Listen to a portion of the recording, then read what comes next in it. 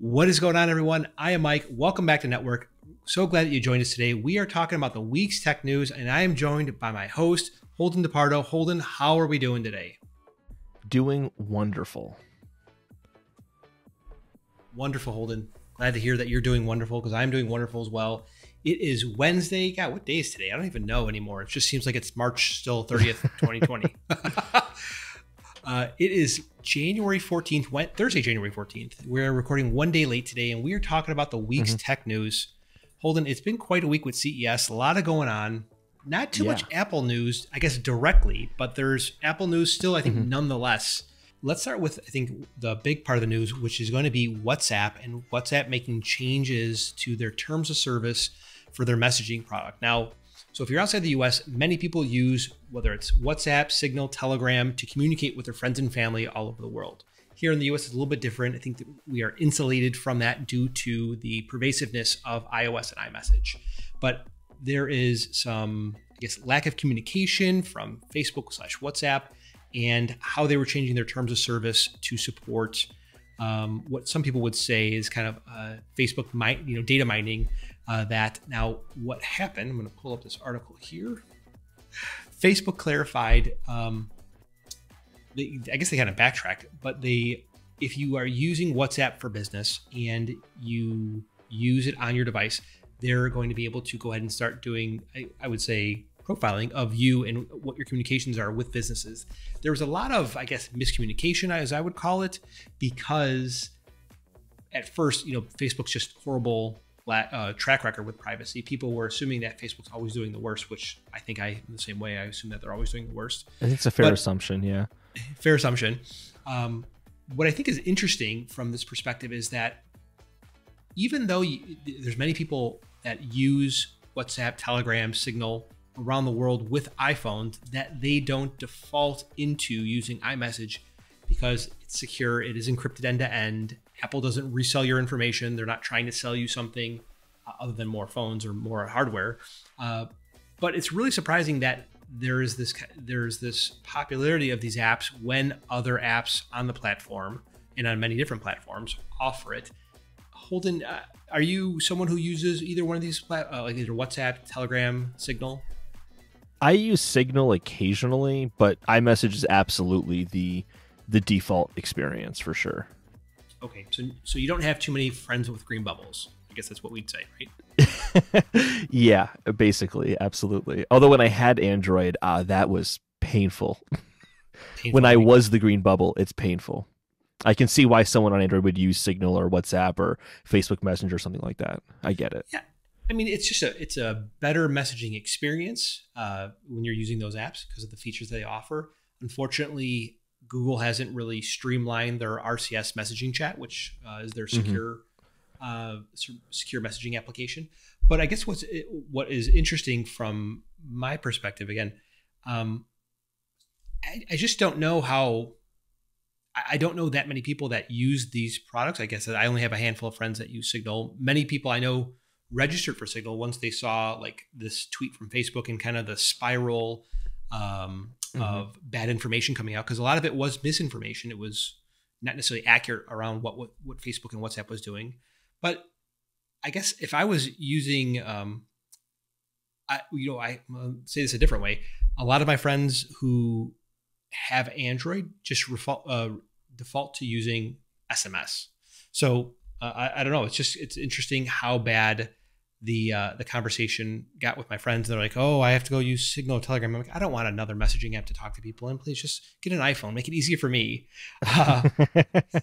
That's all I'm looking for. Please help me. I don't know. What are your thoughts on it? Yeah, I mean, just like really quickly, just touching on the whole Android chat thing. Android messaging, like the default messaging, and I had a Pixel phone back in like from 2018 or 2019 or so. So like not too long ago, but long enough that things could have changed. So just keep that in mind. But it was so bad, mostly just because sending images is terrible because it's SMS. And if you send an image, it's never the full quality image ever. It's this really, it's a crappy version of the picture.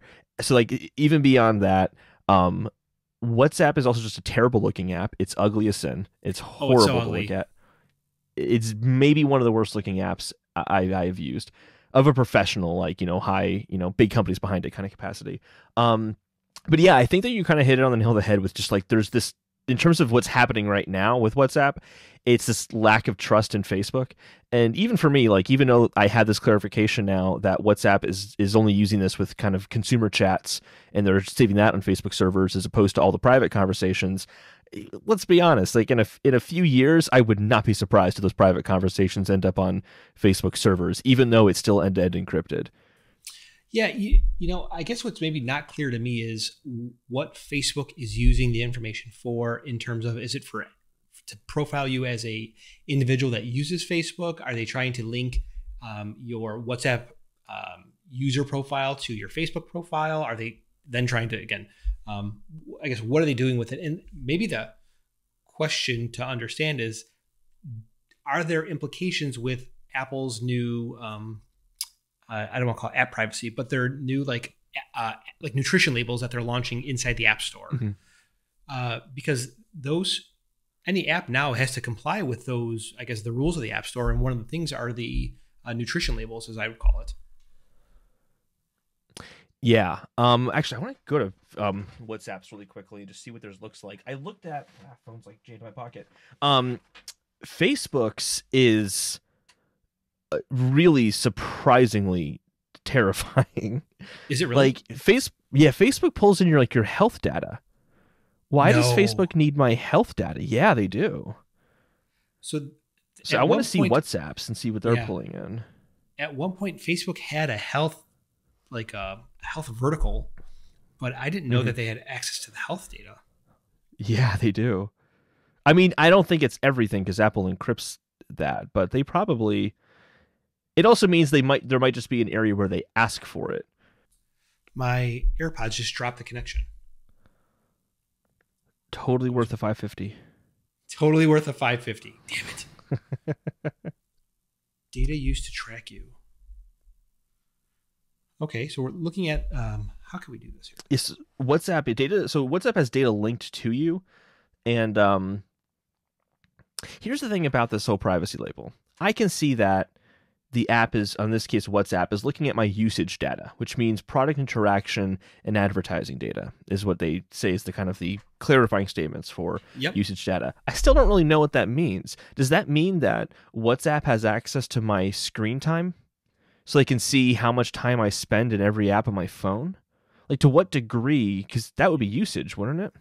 So I think it's usage within the app. Okay.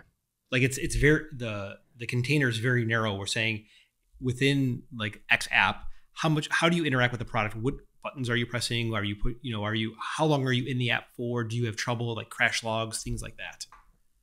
Okay. Well, that's under diagnostics. So like diagnostics is crash data, performance data, and all that. It just says product interaction, which I guess is covering what you're saying. Like if you're touching the screen for how long are you touching the screen? So like how long are you looking at a post, for example, was something they could get for that. And this one we wouldn't clarify for WhatsApp, but for Facebook it would. I agree. All right, I'll be honest. WhatsApp doesn't look as bad, or not nearly as bad as Facebook. Facebook, they take as much as they can, it looks like. Facebook takes as much as possible. Like it's, let's see. And the other social networking apps looked at, like Twitter, they take a lot, but they're still missing chunks of data they could be taking, and they're not. So I see that health and data, but I don't see what it is. Let me go back in there and take a look at it. Physical contact, yada, yada, yada. Data used to track you, identifiers, analytics. So health and fitness analytics. So it's not data, it's the outcomes of those data. So I wonder what that is. What does that even mean? Yeah, I don't use Facebook, so I don't know what it would be using. Like location, I can make an assumption whether they use location because they want to get the location of your post. I get that. I don't know where in the app there would be something like that. Like, what was the user's heart rate when they were making that post? Oh, they were anxious and it was 1 a.m. I don't know. Like, I don't know to what degree they can see that information. But I would be really surprised if Apple gave them access to like your heart rate data, your steps, the amount of sleep you're getting, like those kind of metrics. I'd be very surprised if Apple just gave that up. Yeah, I think that has to be explicit, where you are granting them permission. Okay, you should be able to see this now, I think. So this is in the developer.apple.com, and this is what Apple says. Yeah. So user privacy and data use, App Store is designed. Tells you how the App Store is designed. Describing how your app uses data. Later this year, the App Store will help users understand an app's privacy practices before they download the app. On each app's product page, let's see here. This next part here, soon you'll be required to provide information about your privacy, which is what we're going through right now. Asking permission to track, which is what what Facebook is really complaining a lot about, saying that they can't track their users based on this new implementation of privacy. App tracking, human interface guidelines. I wanted to see. Go up to the second part, or the first part again, and under the second paragraph, learn more. That I think that's all about the nutrition labels. Nutrition labels, yeah. Answering app privacy questions. Actually, can you link this to me? I want to see it too. Types of data. Yeah. So these are data usage. I found health. So it says health is health and medical data, including but not limited to data from clinical health records API, health kit API, movement disorders API, or health-related human subject research, or any other user-provided health or medical data. Fitness is fitness and exercise data, including but not limited to the motion fitness API. So basically, it seems like they're accessing information that's intended for research studies, or medical data, like you were saying earlier, you would have to ask for your permission to get access to. But if Facebook started asking for permission to your heart rate, they technically could get it. And it's saying that they do have things within their app to get that if they ask for it.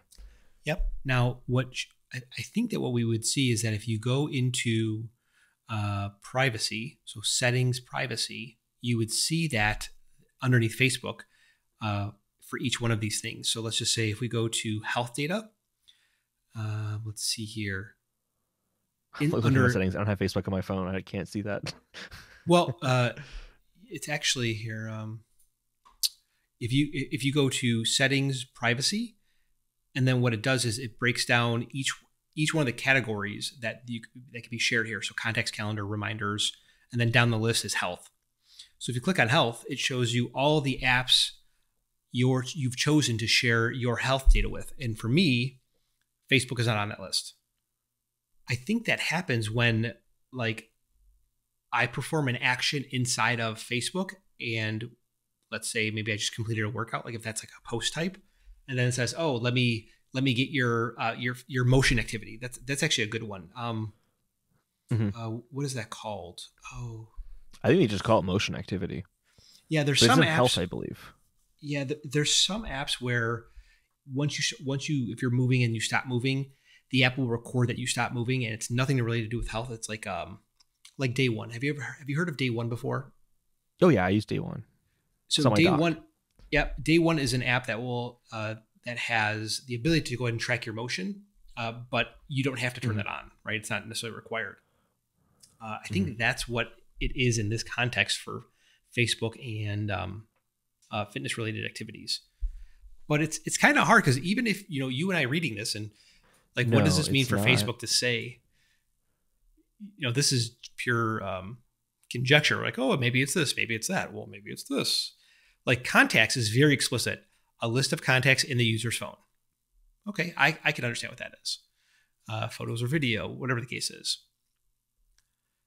So I think that's the part where Apple could maybe do a better job around in enforcing that. Yeah. The other thing too, and this isn't even on Apple, this is just going back to Facebook and how Facebook operates. I can't think of a reason why they would need health data. I just legitimately can't think of a single reason why they would need to do that. And there's going to be a point where they're going to ask a user, hey, can we get access to your health and fitness data? I used to teach people how to use technology. It's like I've seen people use this stuff very regularly as like a 9-hour a day job, and people just say yes. They just say yes. They don't read prompts. They just say yes. Not everyone, but I would say the majority. The majority of people just say yes. So Facebook is basically putting this out there because they're phishing. pH phishing. They're pH phishing. I like that. Yeah. I like that. And you're right. It's the part that's like super, super frustrating as people get like inundated with these notifications, these dialog boxes, and they're like, okay, I'm just going to click yes. I'm just going to click yes. I'm just going to click yes. And what they do is they end up signing up for, not like the actual act of signing up for, but they are okay with, and not by means of actually being a conscious decision, but just by being like decision fatigue, they sign up for like putting a VPN on their phone. They have no idea, or installing carrier profiles, things that they don't necessarily know, but someone asked them for it. Like I'll give you an example. My dad's insurance company, they're like, oh, if you give us access to your motion and location data, we'll give you a discount on your car insurance. I'm like, how much is the discount that they're giving you? He's like, it's like $8 every 3 months. I'm like, what are you doing? Why would you do that? Like, I would never give anyone my location data for $8 every 3 months. That seems like such a bad trade. If a random person walked to the street and said, hey, can I see where you are at all times, know when you've stopped moving, when you're, at home, when you're at work, when you're driving somewhere, I'll give you $8 right now. Exactly. Like, no, you cannot. That's not what I know. And he's like, well, I'm getting a discount on my car insurance. I'm like, yes, but you're trading your privacy for this, you're trading this very kind of personal information. Like, I don't know. I take privacy, I think, more serious now in my kind of middle age than I did when I was younger, but I don't want anyone knowing that. Like, that's just like, no, I don't. Yeah. Like that Danny DeVito meme where he's just shaking his head. He's like, no. That's like me right now, where I don't want that at all. I found party interaction as well for usage data. I haven't read it yet, but here it is. It says, such as app launches, taps, clicks, scrolling information, music listening data, video views, saved place in the game, video or song, or information about how the user interacts with the app. So yeah, it's about that specific app. Yeah. Yeah. And all the other parts of usage and data are related to that too. So advertising data is just information about the advertisements the user has seen, assuming in the app. And then other usage data is just any other data about user activity in the app. So that's relieving to me that it's not related to like, why would Facebook need to see if I use day one? I don't think they need to know that. No, but if you remember, there was something like 3 or 4 years ago, and I think it was Twitter who really started using it, and then Apple put an end to it, is where apps could see what other apps that you had on your phone. Okay, so the link that I sent to you just a moment ago was Twitter to track the list of apps installed on your devices. And so like several years ago, this is actually 2014, there was, I'm not sure if it was if it was by design or by mistake, but web or apps that were installed on your phone could see other apps by like some type of sniff that they would do. And see, here it is. Twitter's now spying. Twitter never. No. But other apps are doing it. And I think part of it is like there's this URL scheme that each of the apps use, which is part of shortcuts, actually. Oops, we'll go back here. So do you use shortcuts at all? Oh, yeah, absolutely. I have some actually surprisingly complicated shortcuts on my phone where I can like create reminders lists for my groceries, and it like sorts it all for me by section of the store. Like I have some. Okay. I have some kind of complicated ones. It is pretty complicated. So, the URL callback schemes where it's like, it shows the name of the app because every time they install the app, there was something where Twitter I think they figured that out, and they were using that URL callback scheme to see what apps would respond when they try and ping the most common ones. And they built this database, and then Apple stopped that. Yeah, they should have. Absolutely. So there was, how do we get on Twitter in this? I totally forgot now. We were at WhatsApp and the privacy labels, and then we just went down that rabbit hole. Yeah, down the rabbit hole. So I wish that there was just more explicit, like what I am giving up or what I'm trading for this information. When I see an app says they use health and fitness, again, it's not quite clear how Facebook would use that, but maybe, I don't know if anyone out there knows how Facebook uses health and fitness data. Let us know. I mean, it's obviously a really good step that Apple does this in the first place. Yeah. So definitely we should be thankful for that. But yeah, I think that from here on out, there can be some more work to be done to maybe Facebook would have to put in specifically what they're doing with that data, not just that they're taking that data. I think it would be really nice to see, see more explicit call outs to how that's done. And maybe, I guess, even when you have health data, Apple says your data is never shared unless you say that it is. Even in the in ResearchKit, when you go to share data with a researcher in ResearchKit, whether it's for like some medical study or for whatever the case is, there's like double opt-in. Like, you want to share this, you click yes, and it's like, are you sure you want to share this? Like, it's very explicit that you're sharing medical data or health data with a provider. So I would think that maybe in the case of Facebook, if you try and do that, it's going to be an explicit opt-in. Who knows? But I'm certainly not going to experiment trying to give Facebook my health data. You get a message from Facebook like, we're very worried about your heart, Michael. Everything okay? Yeah. Mark Zuckerberg is going to tweet me.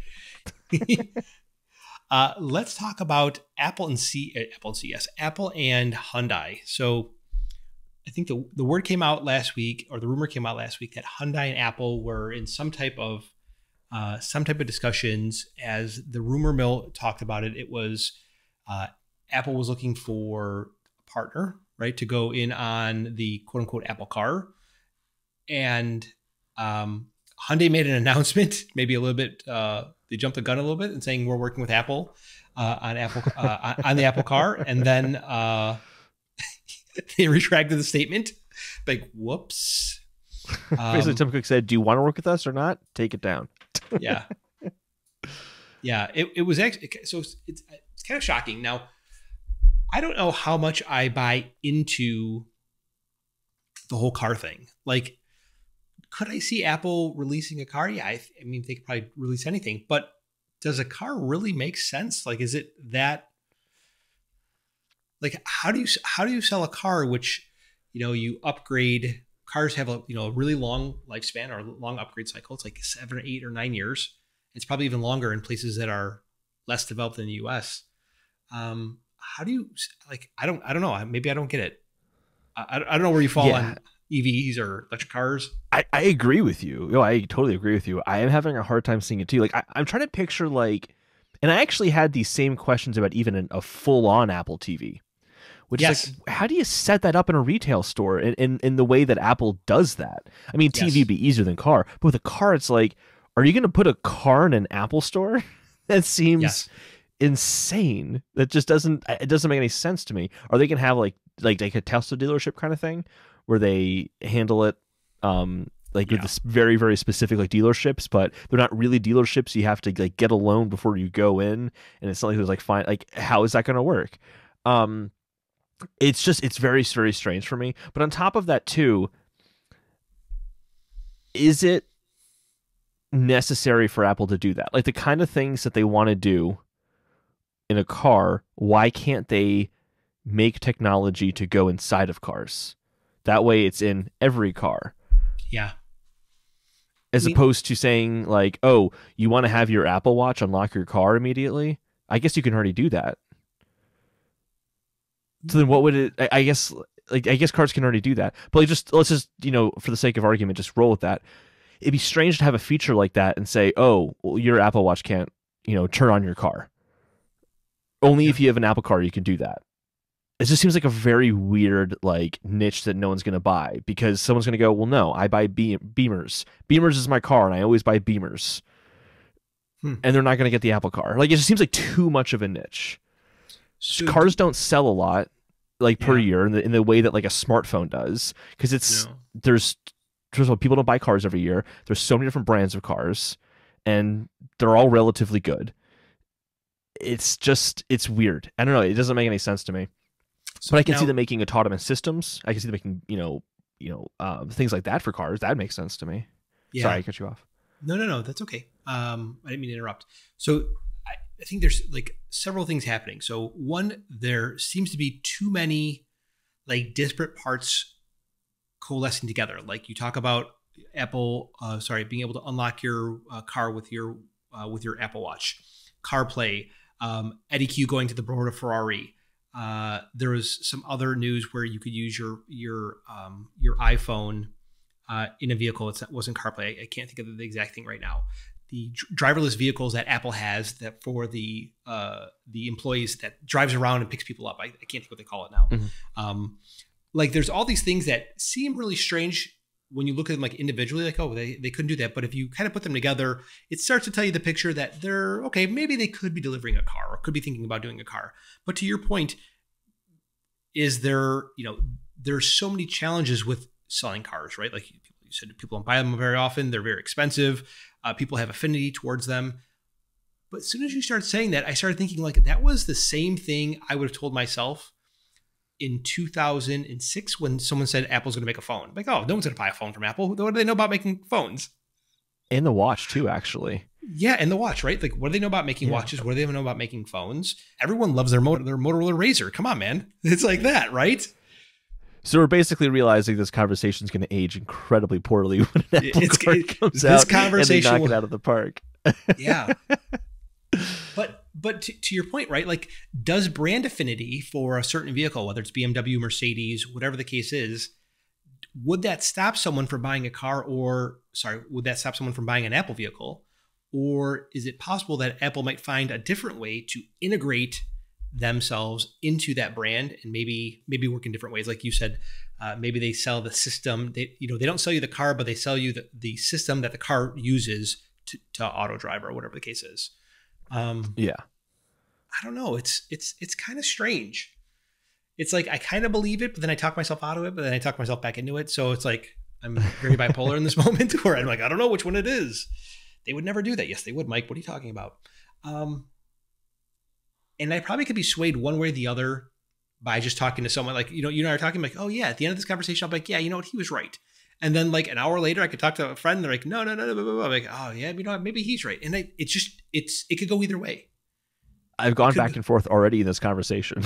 Yes, I've gone back and forth. You're totally right. So if they're making a car, I'd be really, really hard pressed to see how they're going to market it. Like you said, I mean, the logistics of positioning and getting customers into a car is very hard, but maybe none of that is important if it looks and runs like your iPhone, right? Like maybe, I don't know, like, do you really have to learn to use CarPlay? I think the answer is no, right? CarPlay just kind of works. Here's the other element of this too.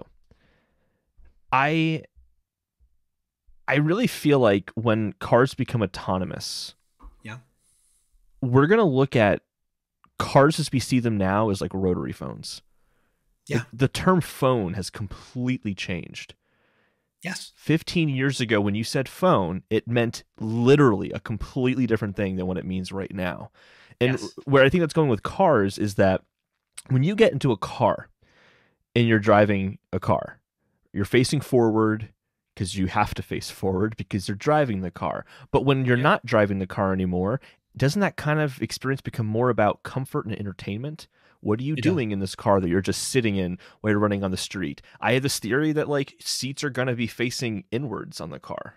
Yeah. Because it's going to be about like spending the time with the people in the car. There's going to be like maybe a table in the middle of it or something like that. Like it's going to look way, way different. It might evolve into that because I think it'd be a very hard pill to swallow if suddenly cars have seats facing inwards and no one's driving it except for the car itself. Like that would be, I think, uncomfortable for people at first. But as cars become more about the experience within the car without driving, it's going to evolve. And I feel like we could also be having the same kind of conversation about cars when Apple Car comes out and how that changes and evolves over time. Like if this is autonomous, you get in the car and there's no steering wheel. It's still facing forward, but like there's no steering wheel. Like there's going to be major differences like that that are pretty fundamental. And that might be where we get into the whole, why would Apple make a phone? But now we know why Apple made a phone, because they clearly made an experience that was so much different and better than what had existed before, even if it was weird to people at first. If you all remember Steve Ballmer's comment about iPhone after seeing it and saying, you know, $700 for a phone with no keyboard, this is terrible for enterprise. No one's going to buy it because you can't do things on it like email. And like That's maybe one of the most poorly aged statements of any tech CEO ever, because like of all time. Yeah, and that's all very, very speculative. Like, it could never happen that way. But like, this could be very, very different for our other cars. The other thing to keep in mind too is that they're partnering with Hyundai on this. They might just be making the computers in the system, and then Hyundai's going to, work on the mechanics of the wheels turning and that kind of stuff. Like, Apple's not even really engineering that side of it. Yeah, and there was other news that came out, I think just the other day, about Apple tried to buy. It's not Naboo. The name is escaping me. But now that we're talking about it, it's just ringing a bell. Oh wow! And here's some other news I'm just finding. I'll put this in the link as well. BMW announces plans to launch ultra wideband version of Apple's Car Key feature early next year. That's in there. Where is this article? And we're scrolling. While you're looking for that, before we started talking, I said that I had like this. People are going to be saying this when Apple makes a car. I don't necessarily agree with it, but I would put money that people will make this statement about Apple Car when it comes out. What's that? How can we trust Apple with cars if they couldn't even get maps to work? There's still a stigma against Apple Maps for some people. It's absolutely going to be brought up when Apple Car gets announced. Yeah, that's a good point. I don't agree with it. I think Apple Maps is very good now, but it will absolutely be said nonetheless. No, but maybe it's so to that point. Maybe that's why Apple is like doubling down on their own version of Maps and getting the data right. Yeah, it is. I think much better than it used to be. I don't even use Google Maps anymore, but that's also because I don't use Google anything except YouTube. Yeah. Apple tried to buy car company. It's like Naboo, but it's not. They were going to work with BMW at one point. I think like they're like someone's like, oh, Tim Cook went to go see how is it the not M3? What's like BMW's smart car? The i3 or the i version. The i version. There's something like that, and people were speculating. That was like a few years ago, though. So the company's called. It's not Naboo. It's Canoo. Canoo. And I'm just trying to find the reference. So like this company is very good at. To your point, like maybe maybe Hyundai was going to build some component within the car. Well, this company was very good at steering by wire, which is a relatively new technology for car steering in EVs, and they tried to buy them. I think it'll be very interesting when this all comes together. I don't think it's going to be anytime soon. I don't think that. I mean, this is 2020. Making cars are very hard, and I think you would probably see.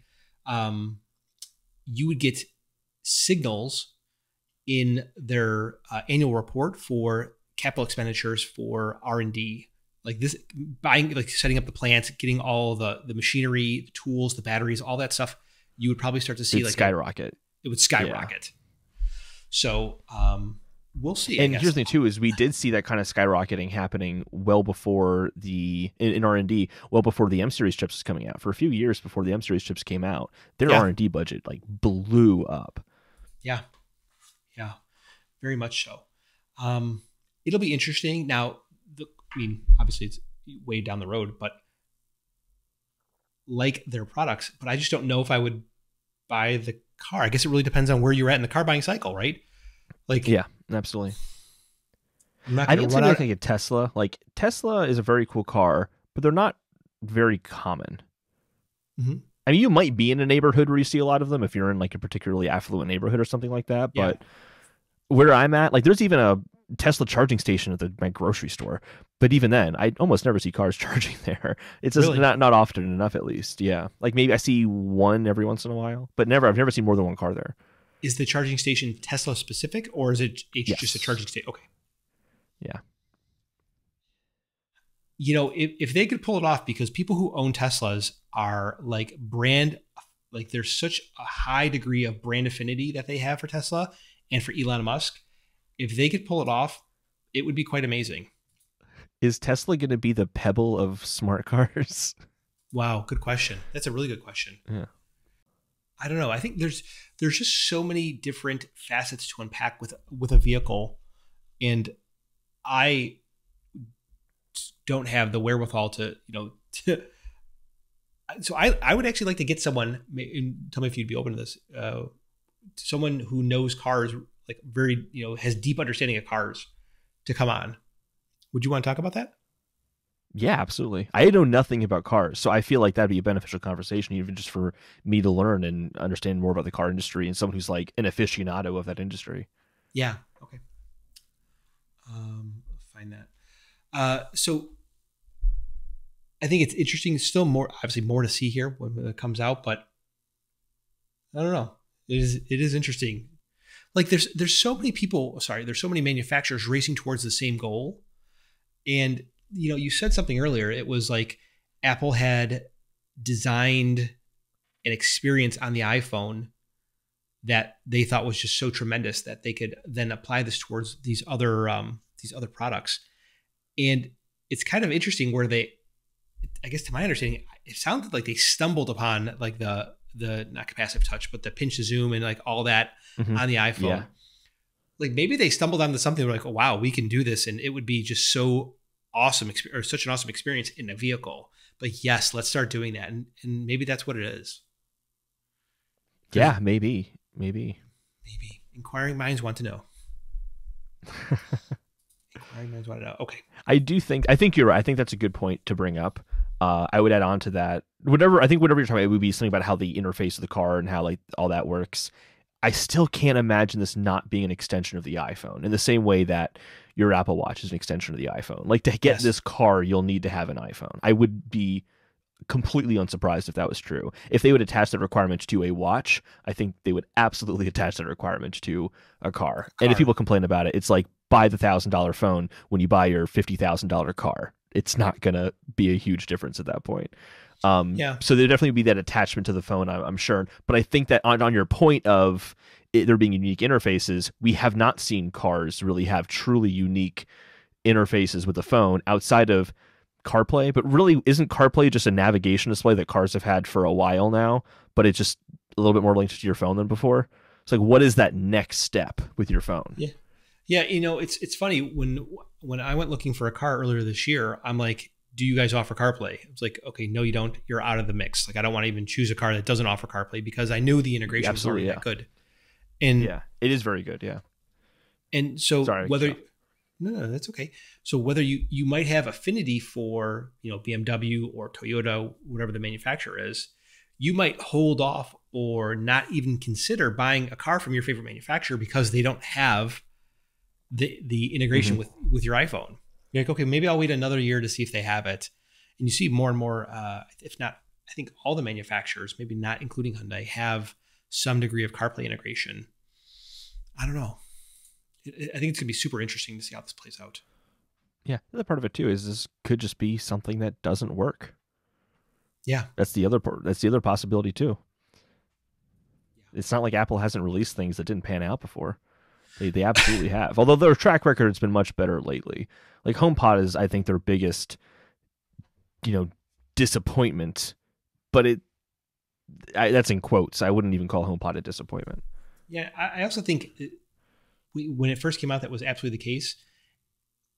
I think many people panned HomePod, like thinking it was like they wanted something more from it. But even the same for the Apple Watch, right? I don't think Apple knew what they wanted to be yet. You know what I mean? Until they started seeing how people were using it and like, okay, we talked about fitness and maybe, that messaging that they had on the Apple Watch, but this is now really how people are using it. Like we have to shift gears or change how it's being, presented.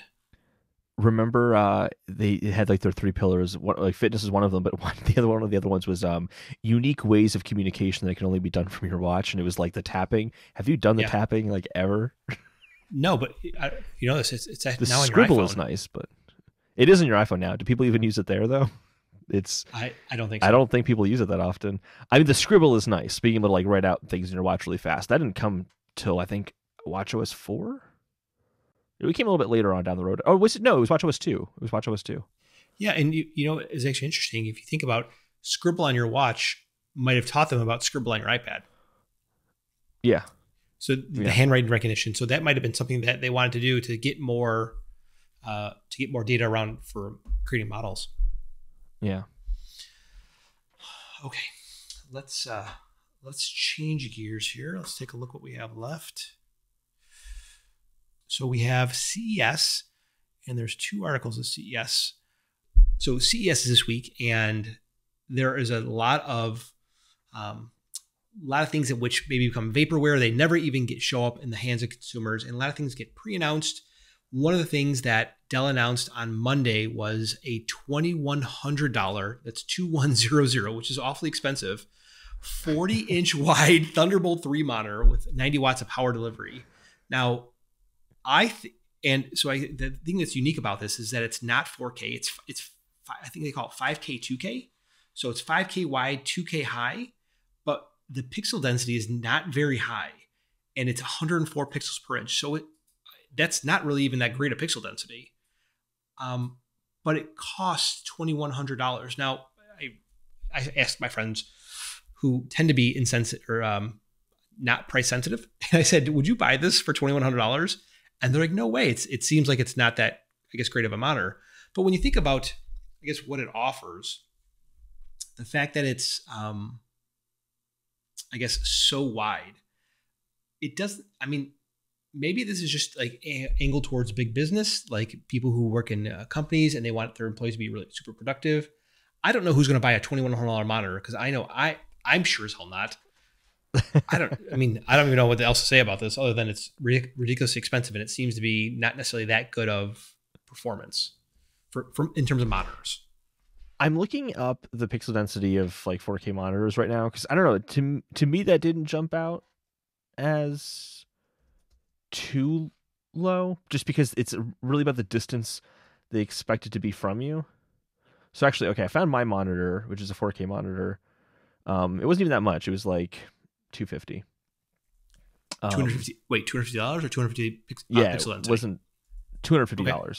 Yeah, Yep. It has a pixel density of 163 pixels per inch. Yeah, that's significantly less.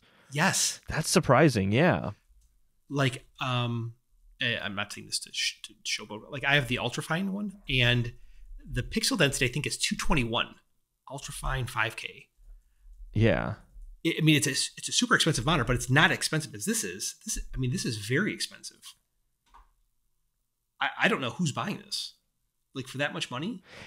And it didn't hit me, because at first I just heard 5K, ooh, buzzword, that sounds nice. 40 inches, ooh, buzzword, that sounds nice. I didn't think about them together, but yeah, you're right. That doesn't pan out the way you would want it to. Highlights, power density. So this is USB-C Thunderbolt. I'm just trying to see where the pixel density is. Sorry. Yeah. While you're looking it up, I'll say I know who would buy this. I don't think this is like a huge, demographic of people or anything, but I have a friend who literally just has a 60-inch television as his computer monitor. Oh, wow. Yeah, it's I think it looks hilarious. Like it's like, do you ever watch How I Met Your Mother? Yes. And when Barney has his wall TV and he turns it on and it's like so bright it's like blinding people. Like, yep. It seemed like that, but on a desk. It was just so massive. Yeah, it just seems crazy to me. On the other end of that, what's funny is my mom got a TV pretty recently. She got a 43-inch TV, and for her, she's like, oh, "This is gigantic for a television." And I'm like, "This is actually like on the low end." And now that there's like a monitor that's basically the size of her TV, intended specifically to be used for computers, is just kind of funny for me.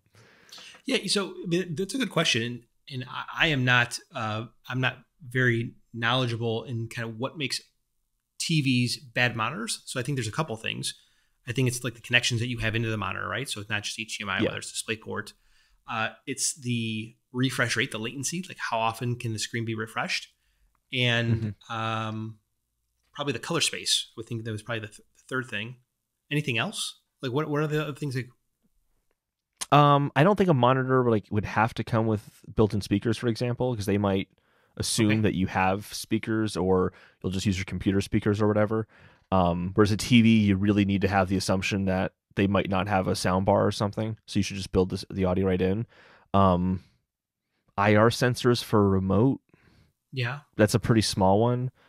And so probably, I mean, it's the size as well, because they have to figure out how close or how far you're going to be from viewing it to figure out whether or not there's like the usable pixels. But there's also a specific target of the content you'll be looking at. Yeah.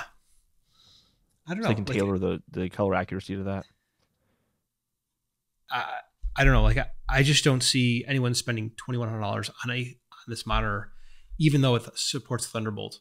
Like this just seems ridiculously priced. Here's the other thing too.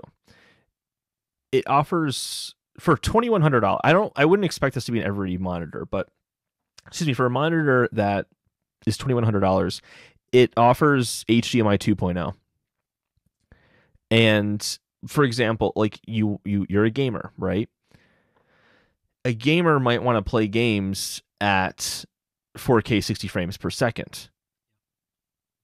I don't think that HDMI 2.0 is capable of doing that simultaneously. I think it has to be 2.1. Or is that 120 frames per second with 2.1? Yeah. Okay, so, never mind that. I take that back. Well, still though, some next-gen consoles and some PC gamers would want 4K 120 if they, ever got a, you would want to buy a monitor and have it for a while. And I think it's safe to assume that in the next few years you could play some games at 4K 120 frames per second. Yeah. The interesting thing that this monitor had, which I don't know if I've ever seen on a monitor before, was the fact that it had an Ethernet connection. Oh, yeah. Yeah, you don't see Ethernet connections on monitors. I thought it was interesting.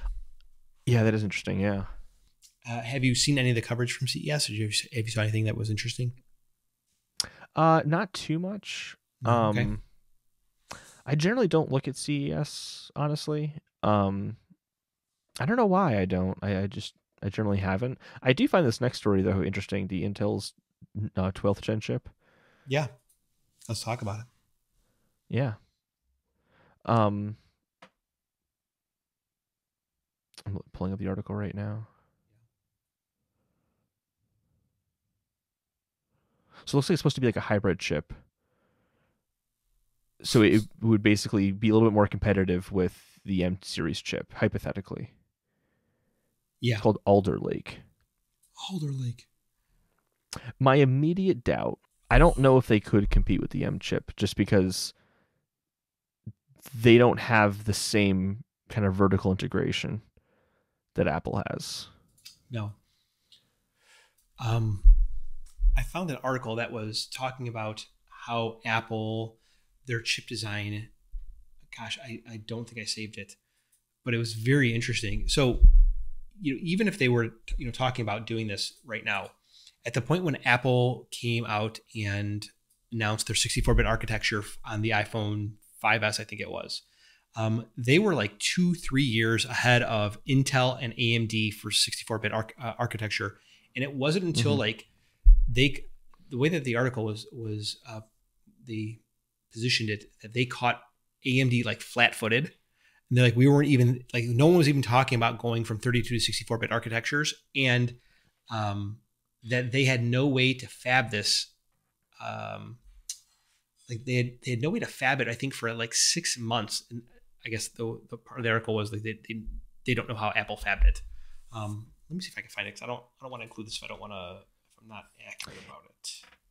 No, I'm pretty sure you're right. I believe I've read the same thing. I've also seen Android Authority talk about it. And if Android Authority is giving Apple that much credit, it must have some legitimacy to it, because they wouldn't have an incentive to, considering their inherent bias by being called Android Authority. No offense to them. I don't mean that as an offense to them. Yeah, I mean, it makes sense, though, because, I mean, have other processors really been able to compete in the mobile space with Apple? I don't think that they've been able to, because if you make that kind of leapfrog jump, you're always going to kind of be a year ahead for the most part. Yeah. At least a year ahead. I don't think that. So I still think at this point that the chipsets, the mobile chipsets, are not on par with Apple's M series or the A series processors. I still think that they're far more advanced, and you see that every year, right? When when the new phones come out, the people do all the benchmarks and all the testing, saying the speed tests, and not that they're obviously that the good comparisons, but If you do like very kind of rudimentary comparisons, like how fast does this run? What are the clock scores? You see that not only on the iPhones, but also on the Mac, the new A series, or sorry, the M series Macs, that they're leaps and bounds faster than anything that's out there today. So how Intel is able to bring a hybrid chip to market 6 months after Apple did, when they were so far behind, is going to be interesting. Did they talk about the release date of this? I'm taking a look right now. Was it November? Second half of this year. Okay. Right? Well, wait, actually, but where the Lake Intel says Alder Lake will serve as a foundation for future desktops and mobile processors.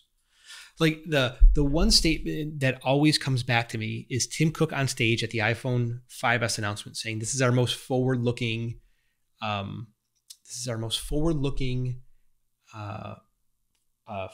feature. Like they were talking about the importance of the phone. I think he just meant the phone overall. I think. Yeah, and like you don't necessarily realize it at that moment, but then as time goes on, you look back. Okay, now I see what they're talking about. Yeah. But it really was, though. Like, it really was. iOS 7 was the foundation of the software going forward. The processor was the foundation of their, literally even the Macs now. And Touch ID was the foundation of an increased focus on privacy, and which also laid the groundwork for Apple Pay and Face ID and things like that. So absolutely, that was their most forward-looking iPhone. Yeah, I never thought about the Apple Pay thing. That's a good point. Very good point. Like, there's no point. I don't see any benefit to Apple releasing MacBooks with this type of processor, right? That wouldn't happen. Like, why would Apple do? Oh yeah, like an Intel, hybrid. This be the older MacBooks. Yeah, that wouldn't make any sense. Wouldn't make any sense. Yeah, it would fragment their Mac line so much to do something like that. Yeah, it would never happen. Yeah, they'll never have a contract with Intel ever again, ever. So, good question. Will they ever release another Intel-based Mac? Or maybe not ever, but will they release updates? I think so. Yeah, to kind of immediately contradict myself, in the short term, yes, but in the long term, like as they transition, maybe. Like I can see them just doing like an underrated, like, hey, here's a new MacBook Pro with like a new keyboard enhancement or something like that, and a slight spec bump, and then later on in the year do the full on like refresh of the MacBook Pros with the M chip. Like I can see them doing something like that, but in the long term, no, it's all going to be their own chips. So, what do you think the next computer is to get the update? You personally, like, what would you think that is the like? Obviously, they got two computers down, right, or three actually. Mm-hmm. There's they have the iMac, the Mac 16-inch MacBook. Not talking about any new products, and the Mac Pro, right? That would round out their. I think Mac Pro's probably going to be last, and just based on some of the conversations we had with you, me, and Daniel, where we were talking about how they have to handle RAM with a MacBook Pro. Or not a MacBook Pro, a Mac Pro, because it's a professional machine and a professional user is going to care about the RAM, whereas a casual user might not care as much about that. A pro user would. So I think there's more things for them to figure out there. So I think that one will probably be last. Also, the Mac Pro is always last. It always takes them a bajillion years to upgrade that thing. Yeah. So in terms of the next one, though, I think probably either the MacBook Pro or the iMac. It would have to be one of those two as the next one. I feel like if they treat the MacBook Pro just like we've already seen with the MacBook Air and the 13-inch MacBook Pro, that'll be the next one. Because there's not as much they're going to have to do.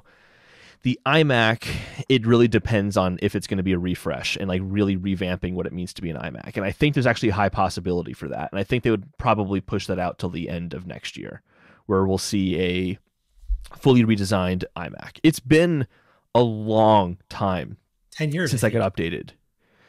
I think it might be more than that.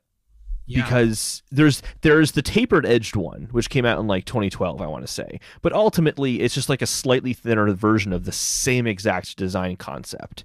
I mean, there were the 5G iMacs back to the PowerPC days that were using the same form factor for the most part, but then they made that change from them being white like the iBooks and plastic to the aluminum and black design that we have now. But it really hasn't changed, and I want to say like 12 years. 2007 now. Yeah, so 13, almost 14 years. So that's like so due for an upgrade. And here's like what I would like to see. Get rid of it's either going to look like the Pro Display XDR, but I don't think that's the case because that's just way too high end. Maybe it'll be that design, but without that really fancy stand. Who knows? I don't think so though. I think what it might look like is just like what the cinema displays looked like. No, aluminum bar at the bottom. It's just the black screen and it's edge to edge. Yeah, done. That was a great display. And a notch would. Yeah, they're awesome. Too bad they're not 4K. Too bad they're not made anymore. Period. Yeah, I sold mine last year to my father-in-law. He's like, I want this. I'm like, okay, sure. My dad still has one of the 24-inch ones. Oh, wow. They're so-called cinema displays. Yeah. He's holding on to that thing because that's, for him, it's the perfect size. I like 27-inch. I think it's a good size. But yeah, if it looked like, or even it just looked like a big iPad, like an iPad Pro with a stand attached to the back of it, but it's 27 inches, 21.5 and 27. That would be, I think it's time for something like that. I think the design kind of looks a little outdated now. What if it looked like an iPad with a Magic Keyboard? That would be cool. That's how the cantilever. Wow, that would be really interesting. Do you know what would make it so much closer to? It wouldn't be all the way, but it's like a good half measure. The best iMac design, in my opinion, is the Sunflower iMac design, the early 2000s iMac design, where it swiveled in all directions. Yeah. And it had like the dome base and then just the bar coming out of it to hold the display. That was by far my favorite iMac design. That's the G4, no question. Right? Yeah, it was a G4. This is the one after they did the colors. The colors, yeah, the Yum iMac, as I like to call it, because that's what their advertising always said, Yum. So they call it the Sunflower design. I think bringing the Magic Keyboard to kind of bring it closer to that, you wouldn't necessarily be able to, tilt it side to side, but you'd have much more flexibility of like changing its angle. Very much like actually the Microsoft Studio displays. Yeah. Which are actually really nice from a hardware perspective. They are. In terms of the mechanics of how it works. I don't know about using it as a computer, but they're quite impressive. It's Windows. It's just crap. So that would be interesting if the iPad with the like Magic Keyboard, if it had that same design, that would be pretty cool. Yeah. Obviously, keyboard disattached. Obviously. Yeah. I'm a sucker for keyboards, or for keyboards and stands, and so I got. Where is this thing here? That's the new iMac right there. That's the new iMac Mini, actually. Yeah, it's the iMac Mini, but it's actually kind of cool, like the way that this articulates, because it's got two different points of articulation. You can turn it up like this, which is nice. It's got a little hole in the bottom for charging. I like it. So this would be very cool. It kind of reminds me of what you were just talking about, the G4 iMac, where it's on the space. Obviously, this doesn't articulate left or right, but that would be nice. Holden, anything else that you want to talk about today? I think that covers it for this one. We covered a lot this episode. We got into some hypothetical, speculative, fun places with this one. Yeah, we sure did. We went all over. We sure did. Mac, future of cars, not even future Apple cars, just the future of cars. The future of transportation. That's deep, man. That is deep. Holden, where can everyone find you at? I am online at Holden DePardo, which should be right there on the screen. Oh, here, right there. And then I'm also on another video game podcast called Respawn Aim Fire, where we talk about video games, what we've been playing, video game news, all that fun stuff. Holden, my friend, thank you very much for joining me. Hope you have a great night. Everyone else, thank you very much. We'll talk in the next one. Bye. Bye.